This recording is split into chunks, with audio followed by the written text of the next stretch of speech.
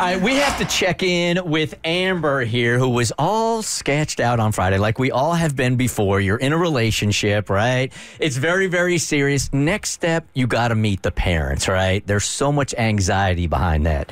Hey, Amber, good morning.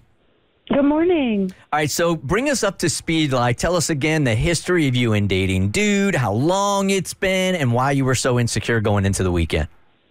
Sure. So I was super nervous when we talked on Friday because I was going to be meeting my boyfriend's mom for the first time this weekend.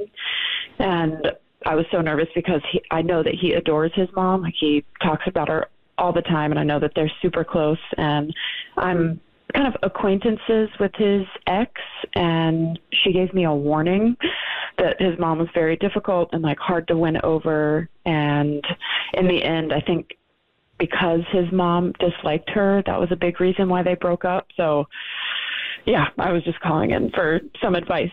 Yeah, and we didn't, I mean, all you can do is be yourself. I think that's the only advice we gave, right? Yeah, and to bring a gift. Yes, something small, nothing too extravagant. Yeah, something small. And Mo had a great point, too, is like, you are not the ex. You are your own person, and so who knows why his mom wasn't digging on her. She could absolutely adore you. Mm-hmm. Yeah, well... It's intimidating, nonetheless. It's intimidating. Okay. All right, so tell us how it went. You guys get along? Everything cool? I mean, so we were supposed to go over to dinner on Saturday night, and he thought that she said 6:30, but she actually said 6. I wasn't part of the planning, so we just walked in at 6:30, so already we're 30 minutes late. And not on you, though. I know, but she made several comments about it, and like, so already like off on not a great foot. And you can't really throw her son under the bus and be like, well, he told me it was 6:30. I know. Yeah, exactly what I would have done. I was just quiet and apologetic. It's like, oh, I'm so sorry. And I did bring a gift. There's this little shop that's local that I love their candles, and I've given it as a gift many times before, and everyone loves the way it smells. And I gave it to her, and she was like, basically, I don't want it. Like, she gave it back to me. She was like, smelly candles give me a headache. And I was like, oh, God. It wasn't one of those goop candles, was it? That would be really super inappropriate. No, it's very light and, like, natural, like, essential oils candle. Like, it wasn't a Yankee candle. But, yeah, she, like, throughout the course of dinner, his mom brought up his ex, my acquaintance, like, multiple times, and it was all positive, but it was kind of like she was comparing the two of us. And it's rude, period. She was testing you. Very rude. It was weird, but she didn't seem to hate, my friend. So that was interesting, because I thought that was my impression just from what I had heard. So when we left, I told my boyfriend when we got in the car, I was like, I don't think she likes me.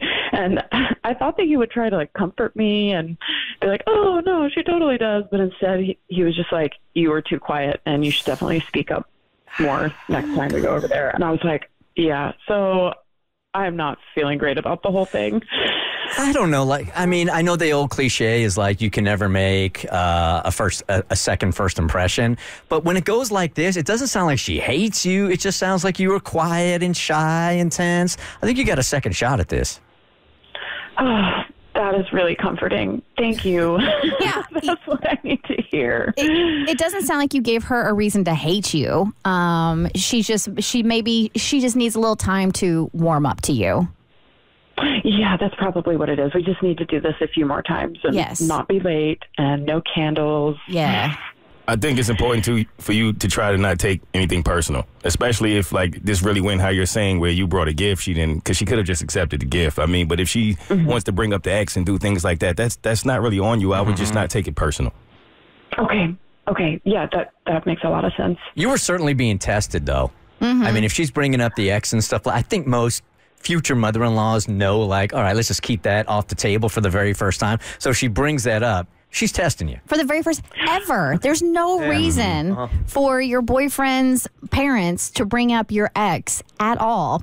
period, unless it's to make you uncomfortable. And I wish the boyfriend would say something about that, because if I'm in his shoes and my mom is doing that, I'm certainly going to talk to my mom about doing that. The Bert Show. Like what you just watched, you can get more of The Bert Show on your favorite podcast platform. Wherever you listen to your podcast, you can find us. I don't know what any of these buttons do, by the way.